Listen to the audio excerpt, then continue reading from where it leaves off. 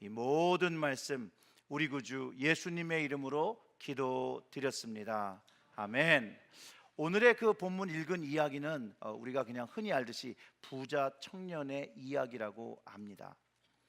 오늘 이 부자 청년의 이야기를 통해서 우리의 삶을 좀 돌아보기를 원하고, 또 그것을 통해서 주님께서 우리에게 무엇인가를 말씀하고 계신들을 좀 이해해보는 그런 시간을 갖도록 하겠는데요.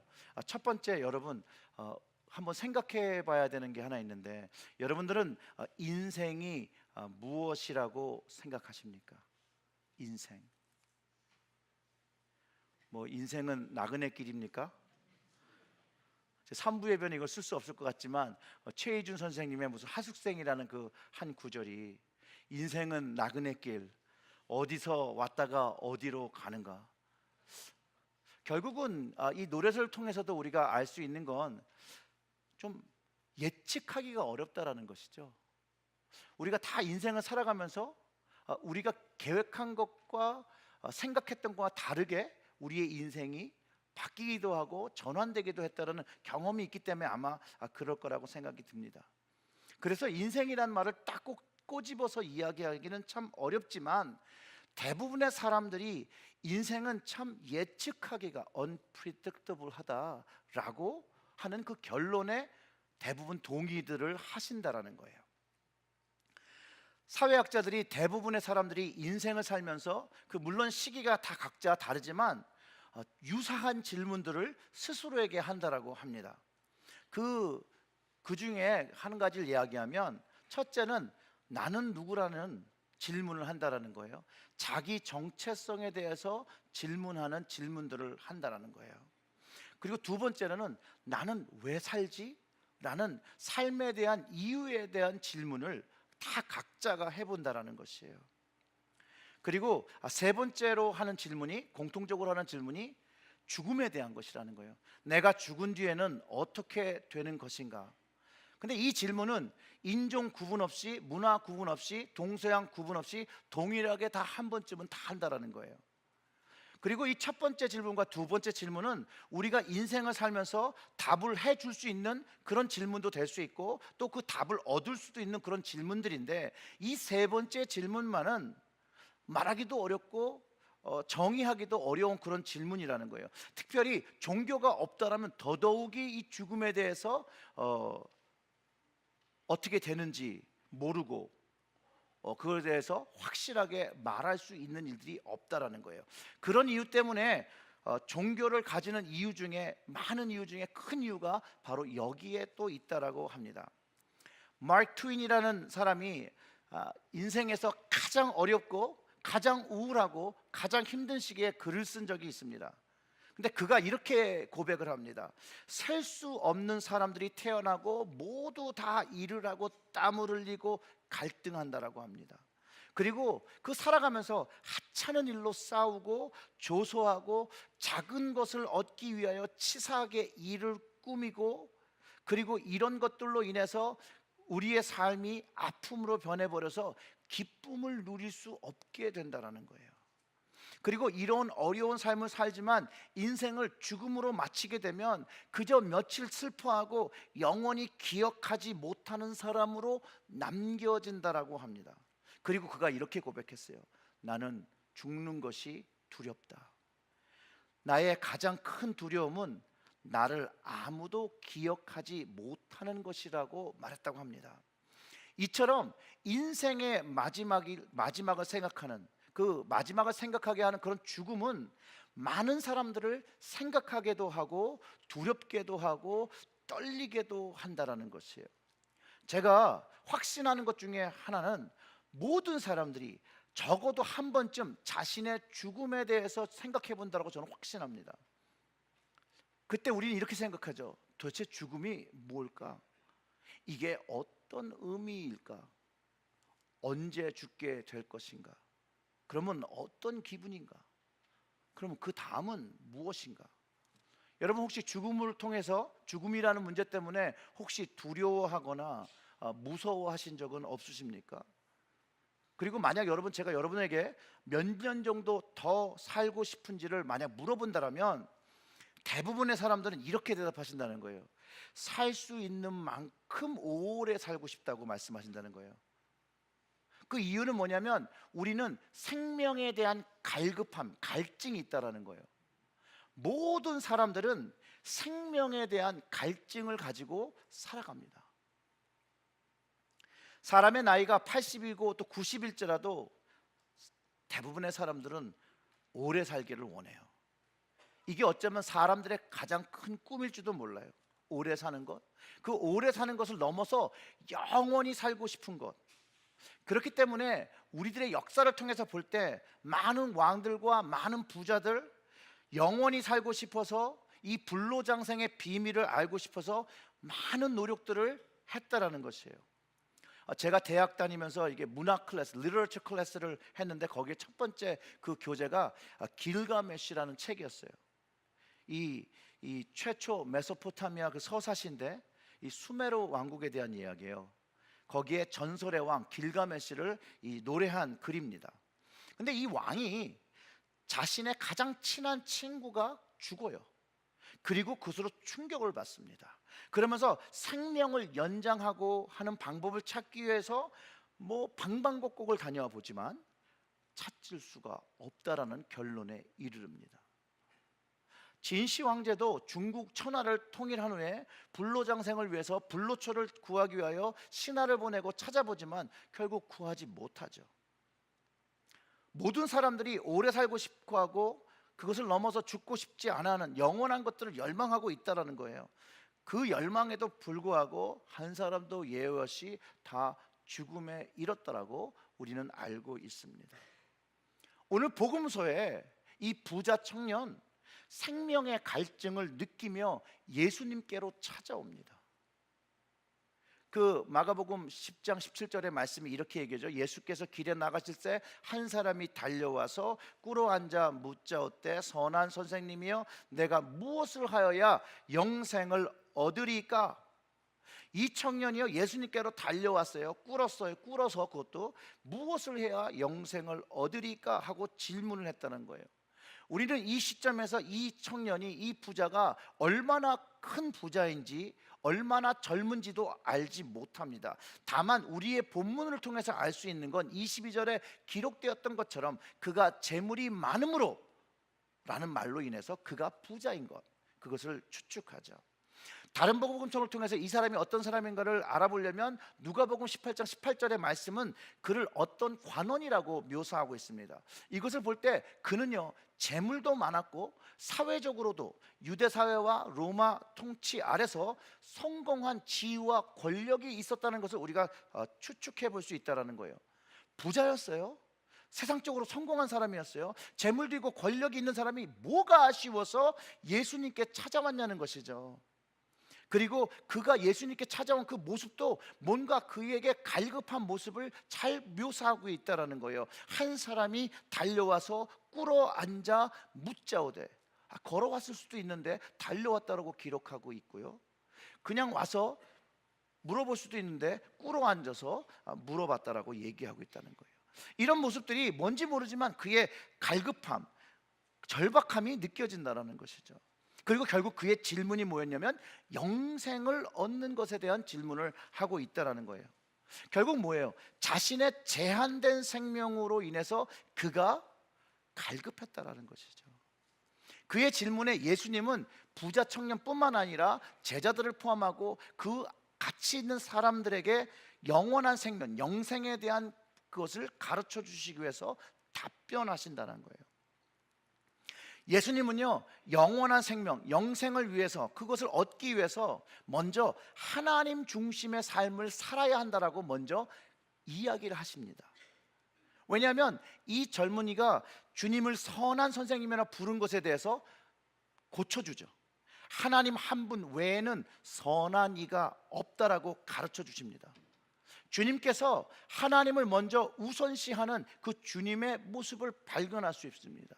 그가 사용한 그 선한 단어는 신성, 인간이 할 수 있는 그런 선함이 아니라 초월적인 그 선함을 이야기했기 때문에 그 하나님은 한 분밖에 없다라고 예수님께서 말씀하신 거죠.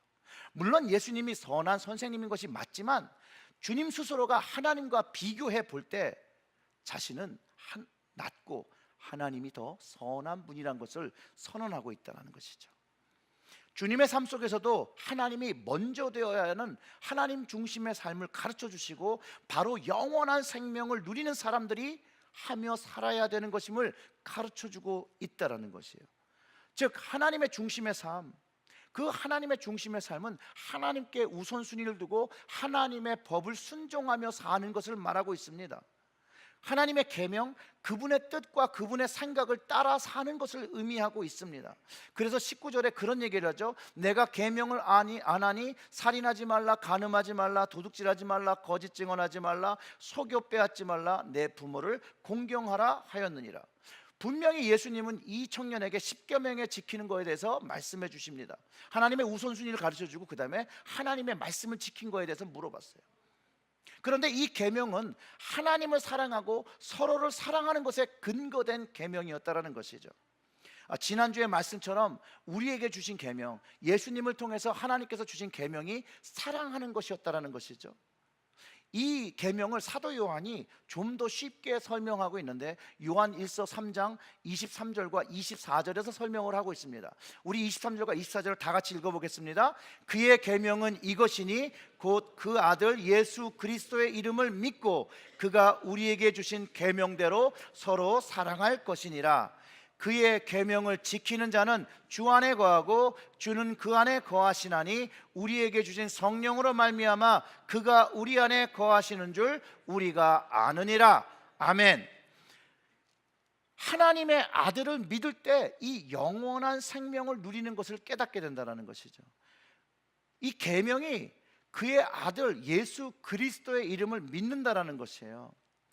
예수를 믿는 것으로 하나님의 자녀되는 권세를 누리게 하셨고 그 독생자를 주신 이유가 저를 믿는 자마다 멸망치 않고 영생을 얻게 하려 하심이라고 성경이 기록하고 있다는 것이에요.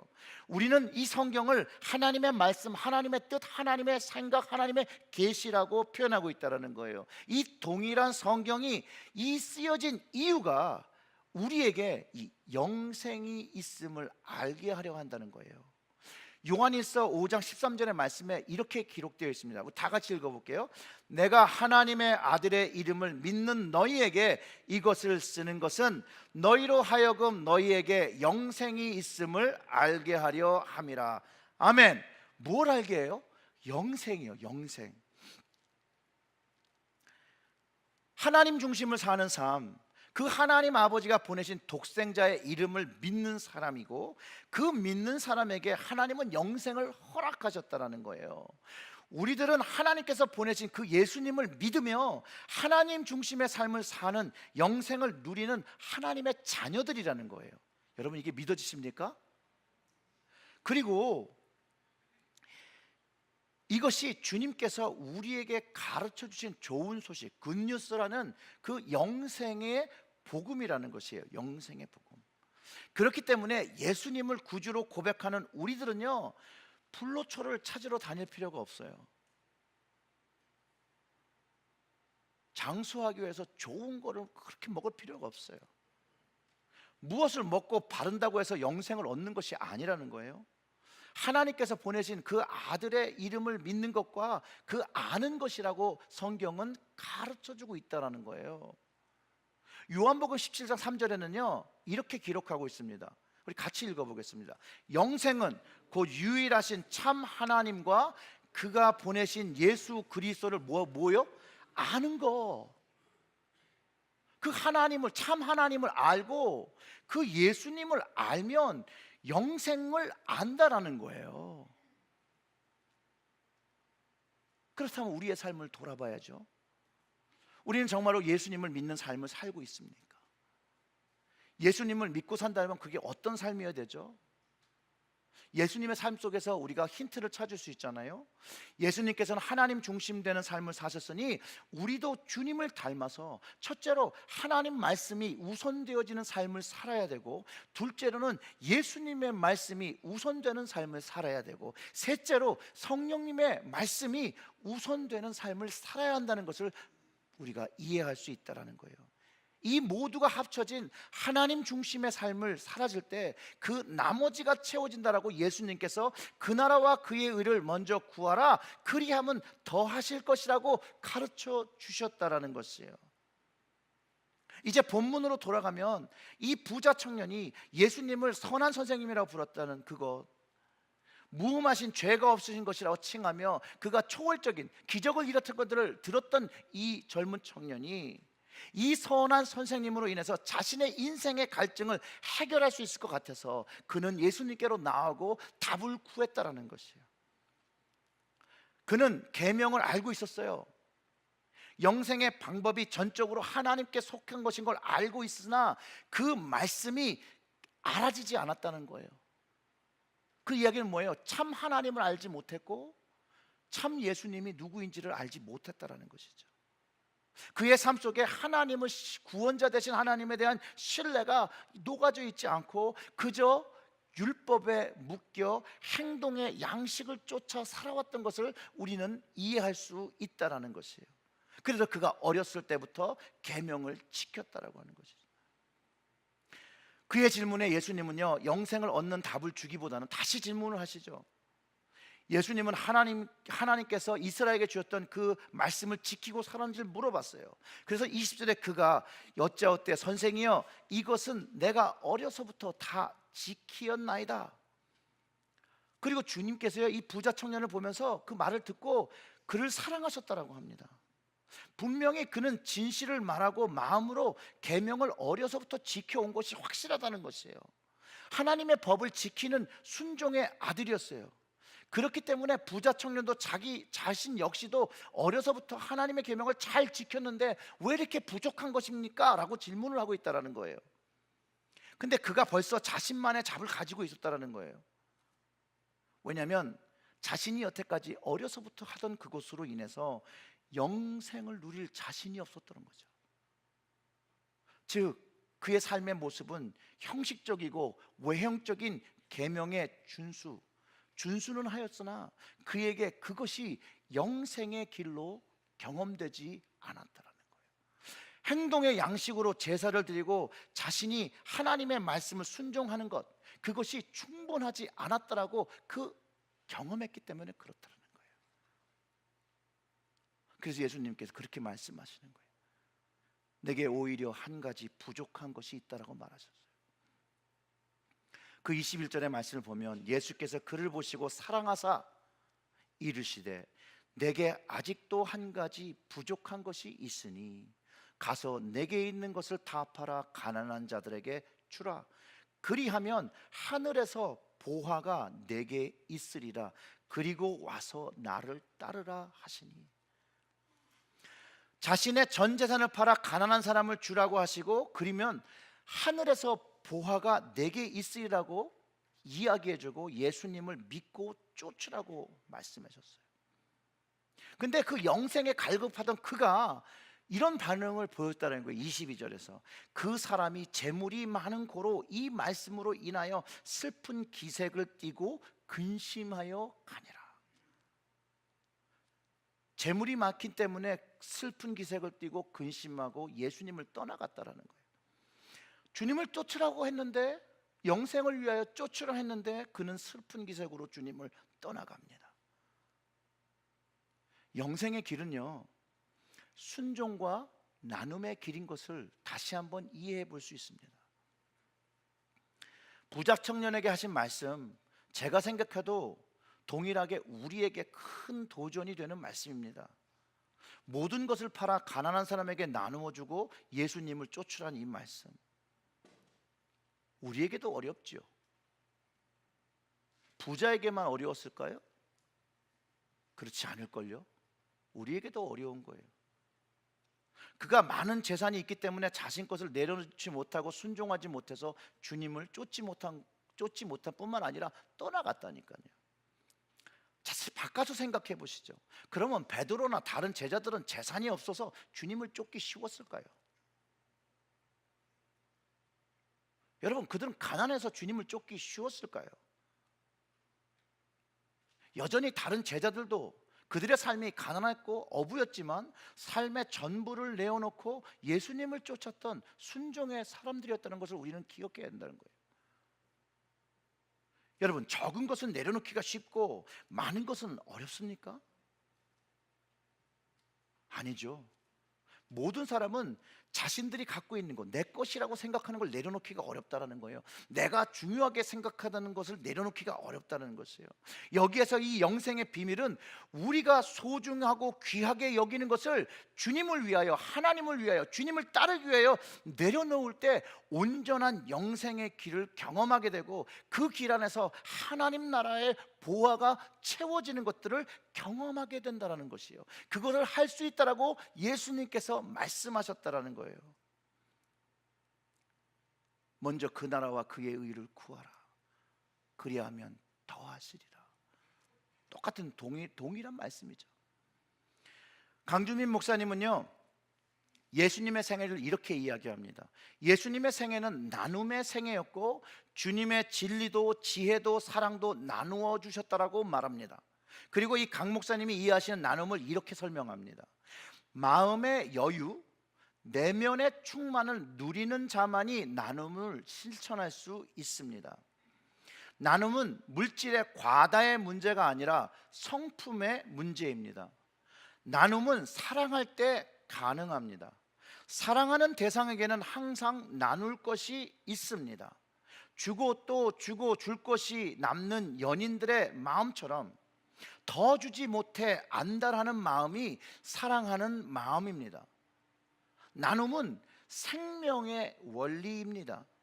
나눔은 희생으로 시작되지만 풍성한 열매 맺습니다. 기쁨은 나눌 때 그 기쁨이 배가 되고, 슬픔은 그 슬픔을 나눌 때 슬픔이 절감됩니다. 깊은 샘물에서 그 물을 퍼내면 퍼낼수록 맑은 물이 올라오듯이 우리의 삶은 나눔으로 인해서 더욱더 풍성해짐을 말합니다. 이렇게 얘기했다는 거예요. 주님을 우리 마음에 채우기 위해서, 주님이 주시는 영생을 채우기 위해서 우리는 우리의 마음의 것들을 비워야 한다는 것이죠. 이 영생을 공급하시고 영생의 주체되는 주님을 우리의 마음속에 채우기 위해, 우리의 삶 속에 채우기 위해서 우리는 먼저 비워야 한다는 것이에요. 이것을 부자 청년에게 가르쳐 주셨다는 거예요. 부자 청년의 담긴, 그 마음에 담긴 것을 비워야 하는 것을 아셨기 때문에 그 마음에 채워진 것을 내려놓으라고 주님께서 명하시고, 그리고 따르면 영생을 경험할 것이라고 말씀해 주셨던 것이죠. 그런데 오늘의 이야기에서는 부자 청년이 자신 마음속에 그 소유를 내려놓지 못하고 나누지 못하고 재물로 채워진 마음을 비우지 못하기 때문에 슬프며 근심하며 돌아가게 됐다는 거예요. 그런데 여러분, 오해하지 마십시오. 분명히 예수님은 이 부자 청년을 사랑하셨다고 합니다. 주님은 이 부자 청년을 아끼셨어요. 그래서 이 청년이 주님을 따르는 제자가 되기를 원하셨다는 거예요. 부자 청년은 영생을 원했지만 자신의 가진 것이 많기 때문에 영생의 주체 되신 그 주님을 쫓지 못했다는 거예요.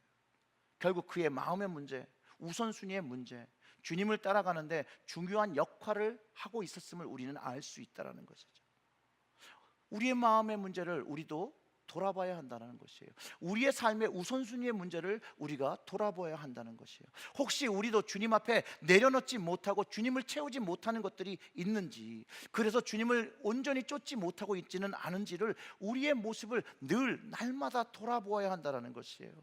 주님께서 부자 청년을 부르신 것처럼 주님은 우리를 주님의 자녀로 부르시고 하나님 나라의 백성으로 주님의 뜻을 쫓아 살기를 원하신다는 것이죠. 사실 더 충격적인 내용은 그 이후에 나옵니다. 마가복음 10장 23절부터 25절의 말씀이 이렇게 되죠. 예수께서 둘러보시고 제자들에게 이르시되 재물이 있는 자들은 하나님의 나라에 들어가기가 심히 어렵도다 하시니 제자들이 그 말씀에 놀라는지라 예수께서 다시 대답하여 이르시되 얘들아, 하나님의 나라에 들어가기가 얼마나 어려운지 낙타가 바늘귀로 들어나가는 것이 부자가 하나님 나라에 들어가는 것보다 쉬우니라 하시니 라고 하셨다라는 거예요.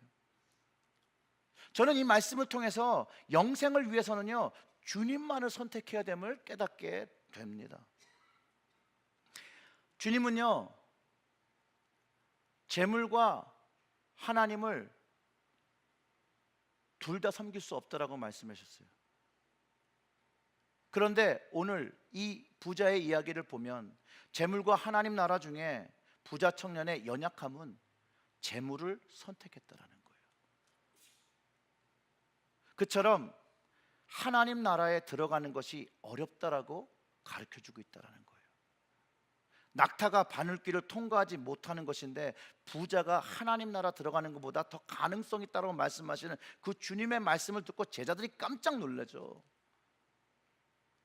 그럼 누가 구원을 받을 수 있겠습니까? 라고 26절에서 말합니다.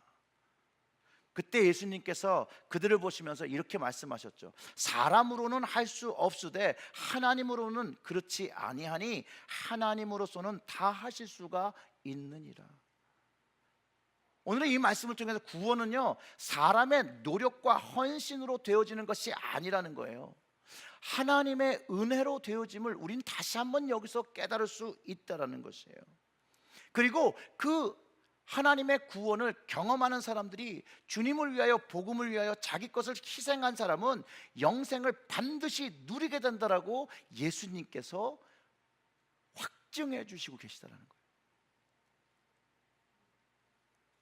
그래서 베드로가 28절에서 이렇게 얘기합니다. 베드로가 여짜와 이르되 보소서, 우리가 모든 것을 버리고 주를 따랐나이다. 예수님의 말씀을 알아들은 거죠. 베드로가 예수님의 말씀을 알아들은 거예요. 그래서 바로 고백을 한 거예요. 그때 예수님께서 다시 이렇게 얘기하신 거죠. 이르되 내가 진실로 너에게 이르노니 나와 복음을 위하여 집이나 형제나 자매나 어머니나 아버지나 자식이나 전토를 벌인 자는 현세에 있어 집과 형제와 자매와 어머니와 자식과 전토를 100배나 받되 박해를 겸하여 받고 내세에 영생을 받지 못할 자가 없느니라. 다 받는다는 얘기죠. 그러나 먼저 된 자가 나중되고 나중된 자로서 먼저 될 자가 많으니라. 여기서 하나님께 자기의 삶, 그것을 우선순위를 드린 사람은 영생을 받지 못할 자가 없다라는 것이에요. 자신의 삶을 예수님을 쫓는 것에 맞추었다라면 하나님께서 그 헌신과 희생에 대해서, 그 순종에 대해서 책임져 주신다라는 말씀이라는 거죠. 하지만 변할 수 있는 우리의 연약함이 있다라는 거예요. 늘 하나님께 우선순위를 드리는 그 선택을 해야 되는 것, 그것을 가르쳐 주시고 계시다는 거예요. 그렇기 때문에 날마다 우리는 주님을 선택하며 주님을 쫓아가야 된다는 거예요. 날마다 하나님을 선택하며 하나님을 쫓아 살아야 한다는 것이에요.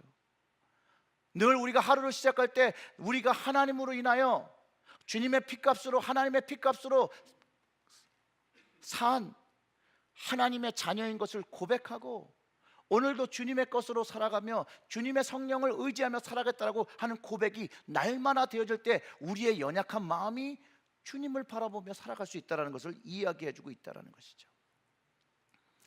어떤 목사님이 이런 얘기를 나누셨는데요, 지도자가 존경받지 못하는 것은 초심에서부터 빗나간 삶 때문이라고 그러네요. 부부가 불행한 것도 그 초심에서 크게 벗어난 애정 때문이라고 말합니다. A.W. 토저라는 목사님은요, 하나님을 만나는 것, 하나님을 사랑하는 것을 삶의 최우선으로 생각하라고, 이것이 그리스도인의 행복한 인생이라고, 하나님을 만나지 않고는 못 견디는 사람, 하나님을 향한 사랑이 용암처럼 치솟는 열정의 사람은 행복하다라고 말해 주었습니다. 오늘 말씀, 이 부자 청년과 예수님 사이에 일어난 이야기입니다. 이 부자 청년의 이야기를 통해서 우리 주님이 오늘 우리에게 말씀하시는 것이 있다라면 그것이 무엇이겠습니까? 주님과 나와의 그 이야기는 어떤 이야기를 가지고 있습니까? 우리의 우선순위는 주님에게, 하나님께 잘 맞춰져 있습니까? 또 주님은 오늘 이 이야기를 통하여 우리에게 무엇을 내려놓기를 원하시고 무엇을 나누어 주기를 원하십니까? 혹시 주님보다, 하나님보다 더 우리의 삶에 우선순위를 두고 있는 것은 있지 않습니까? 사랑하는 성도 여러분, 오직 하나님만, 주님만 선택하고 바라보시고 그분을 알므로 인해서 영생의 참 기쁨을 누리며 살아가시는 여러분들 되시기를 주님의 이름으로 축원합니다. 다 같이 기도하겠습니다. 주님,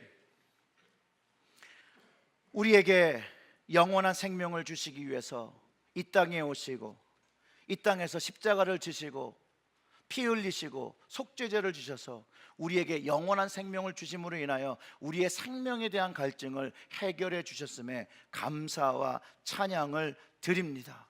이제 그 주님의 이름을 믿으며 나아갈 때에 주님, 성령이 우리 안에 거하셔서 주님이 주시는 그 영생의 기쁨을 누리게 하여 주시옵고 늘 주님의 말씀에 순종과 나눔의 길을 걸어갈 수 있도록 성령으로 저희들과 함께 동행하여 주시옵고 날마다 주님만을 선택하고 주님의 자녀인 것을 기억하고 주님의 삶으로 살아갈 수 있도록 주님께서 저희들의 삶을 주장하시고 저희들의 가정과 저희들의 자녀들을 이끌어 주시옵소서.